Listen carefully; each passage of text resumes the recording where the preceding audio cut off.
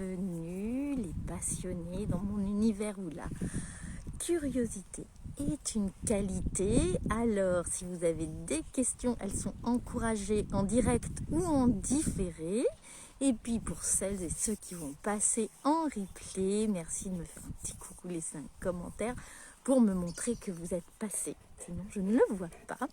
Mon chien a décidé de venir dès le début cette fois.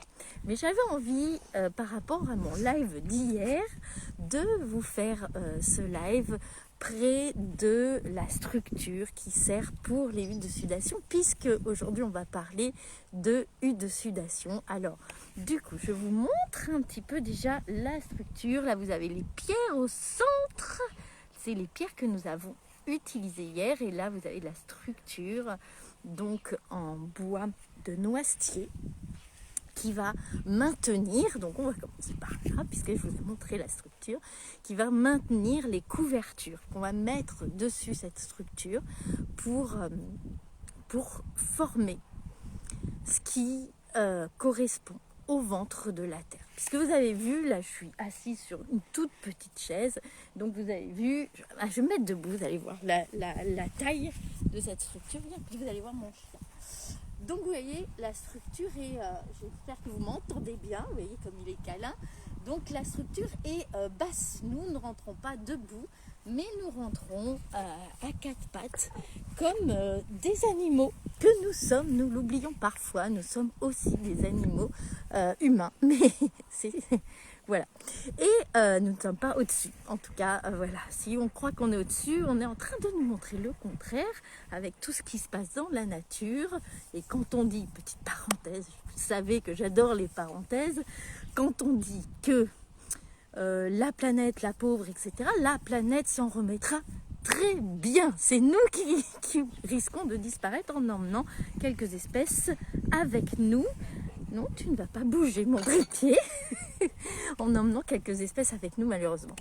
Et donc, pour en revenir à la huile de sudation, qui est une cérémonie qui ne se fait pas seulement pour Samhain, qui est aujourd'hui, je pense que vous le savez si vous me suivez, c'est que vous êtes un peu sensible à tout ça, mais je fais quand même la petite parenthèse au cas où. Samhain, c'est la fête où le voile entre les mondes visibles et invisibles est très très fin. C'est pour ça qu'on en profite pour honorer nos défunts. Et puis aussi, c'est un temps où on va rentrer dans la saison sombre. Donc, comme on va rentrer dans la saison sombre, dans la tradition celtique, il y a cette connexion à la nature qui fait que ça va être le moment où on va se délester de tout ce qu'on a besoin de laisser partir aussi, de toutes les parts de nous, de tout ce qui est matériel, mais pas seulement, l'énergie, etc., dont on a besoin de se délester pour pouvoir préparer la terre et semer, alors la terre au sens propre ou au sens figuré, c'est-à-dire notre corps, notre esprit, nos projets, à faire de la place pour du nouveau qui arrivera après l'hiver, donc au printemps bien souvent, etc. Donc voilà, pour la connexion, puisque de toute façon, cette hutte de sudation, appelée Inipi dans la tradition Lakota, c'est pour ça qu'hier j'avais mis Inipi, parce que moi je le fais dans cette tradition. Hier j'avais quelqu'un qui est de la tradition, qui était enseigné par la tradition Navarro. C'est un petit peu différent, c'est un autre peuple amérindien, hein. Et donc les façons de faire sont un petit peu différentes. Mais c'est pour ça que je précise, moi, ce dont je parle, c'est l'Inipi. Donc c'est marqué par une tradition.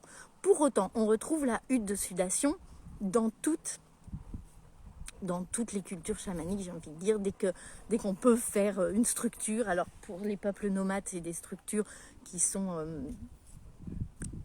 plutôt biodégradable, j'ai envie de dire, et puis après vous avez le Temascal pour les Mexicains, chez les Navarros, qui est un peuple qui n'est pas nomade non plus, vous avez j'ai oublié le nom qu'elle m'a dit hier, mais qui est une structure solide aussi, puisque là pour le coup il n'y a pas ce côté nomade.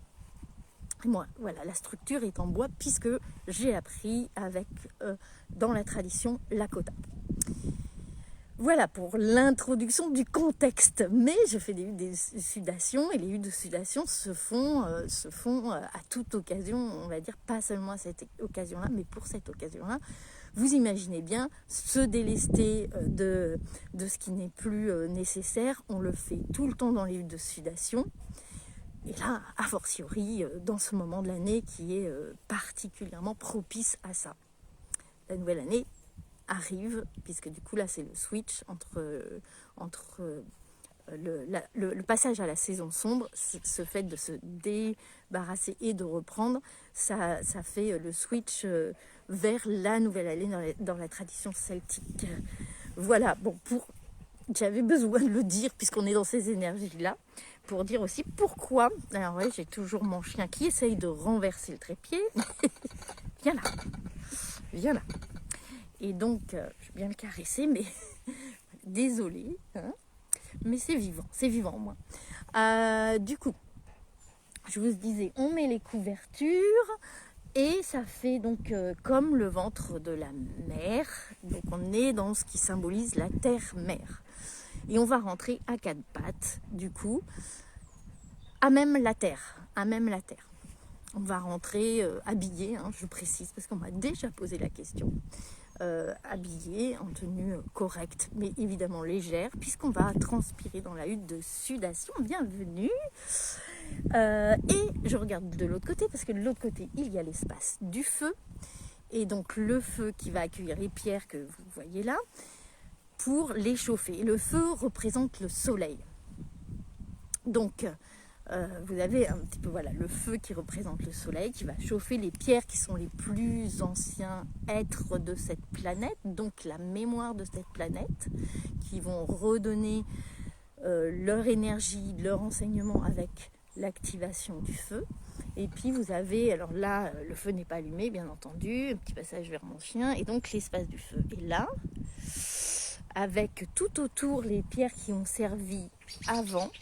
Et vous avez, je ne sais pas si vous voyez, un autel avec un arbre qui est en fourche. Là, on ne voit pas bien parce que le soleil commence déjà à se coucher avec ce changement d'heure. Donc, l'autel est fait de la terre qui a servi à creuser. Vous voyez le centre au milieu qui accueille les pierres. Donc, l'autel représente la lune. Comme la lune est faite de poussière les poussières de la terre, on le sait maintenant, mais à l'époque où déjà les huttes de sudation se faisaient, on ne le savait évidemment pas, donc c'est en tout cas pas de la même manière, donc c'est intéressant. Et donc les pierres vont chauffer dans ce feu pendant environ 2 heures, selon l'humidité, selon la chaleur, etc. Et on va rentrer les pierres, comme vous le voyez, dans cette hutte recouverte. Et donc, on va être au centre des 4 directions et des 4 éléments, avec le feu qui est apporté par la chaleur des pierres. La personne qui est le leader de la cérémonie va verser l'eau, il s'appelle donc le verseur, le chien me perturbe un peu, le verseur ou la verseuse d'eau, pour le coup, dans les cérémonies qui se passent ici, c'est moi. Donc je verse l'eau sur les pierres chaudes qui fait une vapeur d'eau. Donc on est à même la terre, on est avec l'élément terre. On respire, donc on est avec l'élément air pour respirer cette vapeur d'eau avec l'élément eau. Et la chaleur du feu qui est ramenée par les pierres et qui est très présent puisque pendant ces 2 heures où les pierres chauffent, on laisse la porte ouverte pour justement que l'énergie du feu ensemence cette terre représentée par la hutte de sudation. Donc on va être vraiment purifié à plusieurs niveaux. Au niveau... là, mon chien commence à me donner des coups de tête. Donc voilà, purifié au niveau corporel, au niveau... Forcément, alors on me dit souvent, est-ce que ça ressemble à un sauna ou à un hammam ? Oui, sur le niveau corporel, on pourrait dire ça, c'est plus chaud qu'un hammam. Et c'est pas une chaleur sèche comme dans un sauna, mais voilà, c'est quand même une chaleur humide assez puissante, donc qui va purifier le corps, mais quand on le fait de manière traditionnelle, de manière cérémonielle, il va y avoir aussi cette purification au niveau émotionnel, au niveau spirituel, bien sûr, au niveau énergétique. Donc tout ce qui va se passer dans la hutte va concerner tout ça. Et c'est pour ça que c'est une cérémonie qu'on appelle de purification, mais de purification pas seulement au niveau corporel. Dans la hutte, alors une fois qu'on est rentré dans la hutte, les pierres sont amenées par le gardien ou la gardienne du feu, qui reste toujours au feu à surveiller à la fois au niveau physique, mais pas seulement, qui surveille aussi au niveau énergétique ce qui se passe et qui prend soin de la cérémonie, tout comme la verseuse ou le verseur d'eau, qui est le leader de la cérémonie. Et là, vous allez avoir donc les pierres qui rentrent en 4 temps. C'est pour ça qu'on dit qu'il y a 4 portes et que c'est 4 portes comme les 4 directions. Donc c'est en lien avec les 4 points cardinaux. Et encore une fois, les points cardinaux sont liés à des éléments, à chacun des éléments, les 4 éléments. Donc vous allez avoir encore une fois les énergies particulières de chaque direction qui vont venir faire un travail qui va être différent avec chaque direction. N'hésitez pas si vous avez des questions, que ce soit en direct ou celles et ceux qui regarderont en replay, si vous avez des questions. Moi, je connais évidemment très bien cette cérémonie, donc je ne pense pas forcément à tout expliquer. Mais comme vous le savez, j'adore répondre aux questions. C'est un peu violent, mon cher. Hein? Voilà.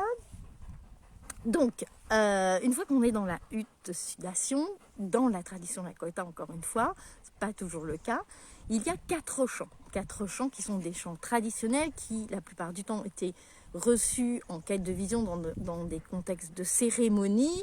Et je vous parlerai lors d'un autre live de la quête de vision. Et donc, on va faire 4 fois ouvrir la porte et re-rentrer des pierres.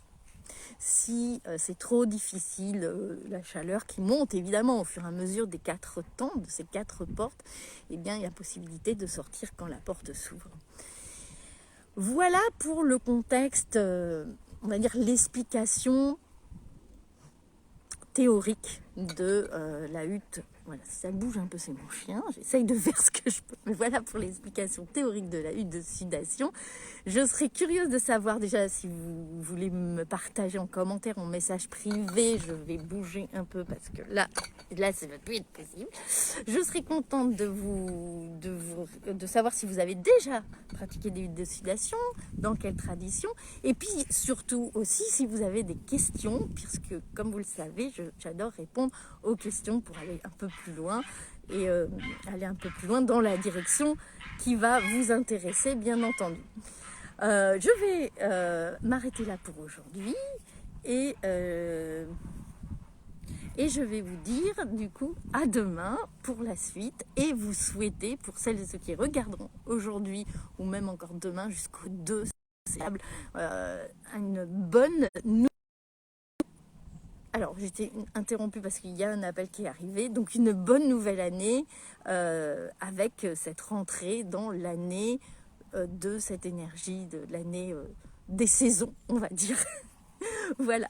Donc, pensez à réfléchir à ce que vous avez envie de laisser partir, éventuellement vous connecter à vos défunts et à vous... Voilà, on pourra en reparler peut-être bien demain de cet aspect-là. Mais en tout cas, je vous souhaite une bonne soirée et une bonne fête, que vous soyez en train de célébrer d'une manière ou d'une autre, parce que même la tradition qu'on critique parfois, qui est restée avec les enfants qui vont faire du porte-à-porte, je trouve ça sympa, parce qu'il y a quelque chose qui est resté quand même de cette convivialité. Donc quoi qu'il en soit, quoi que vous choisissez comme voie, je vous souhaite de la vivre avec bonheur cette soirée, et je vous dis à demain.